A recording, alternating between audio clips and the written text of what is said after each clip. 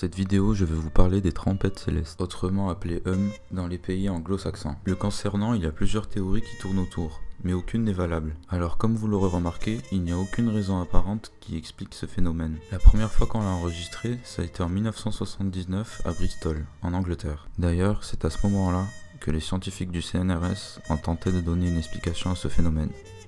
Mais on en reviendra plus tard. La dernière fois que ce phénomène s'est manifesté, ça a été au Maroc en janvier 2016.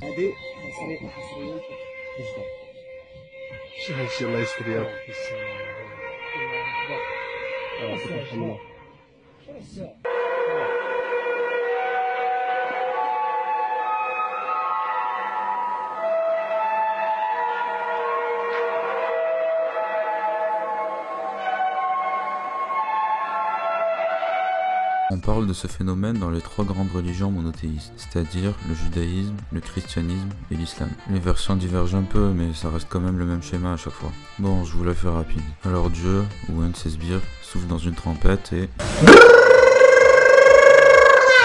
tout le monde crève. Les complotistes 3.14 parlent aussi du projet HAARP, qui provoquerait ce phénomène en envoyant des gigawatts d'énergie dans la ionosphère, sous forme d'ondes radar. Je vous avoue que ça aurait pu être classe comme théorie, si on prend pas en compte que les ondes radar ne font pas de bruit. Mais pour être sûr, je vais quand même aller vérifier. Et ben il se trouve que je connaissais un radar qui soit assez sympa pour se faire interviewer. On va donc de ce pas pour l'interroger.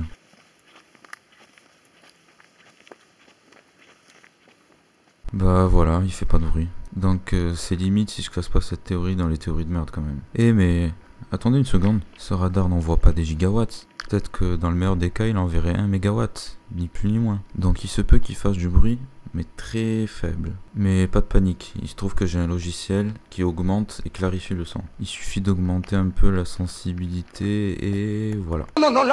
Là, tu touches à ma sensibilité. Tu touches à ma sensibilité. Voilà, ok d'accord, excusez-moi, je recommencerai plus sur le radar.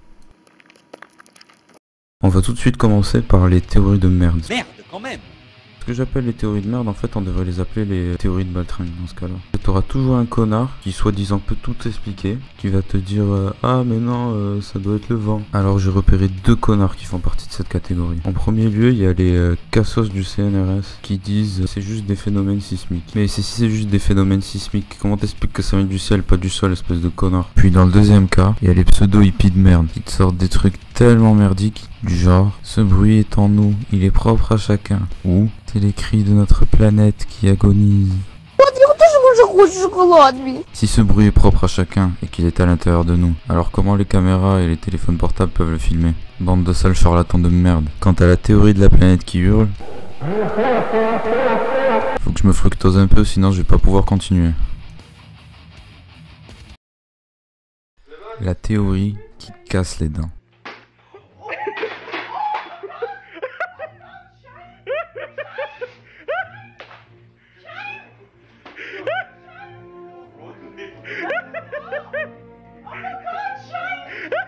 Puisque tous les bobos conformistes ont épuisé leur théorie de merde, alors c'est à mon tour de vous exposer la mienne. Ma théorie est très simple.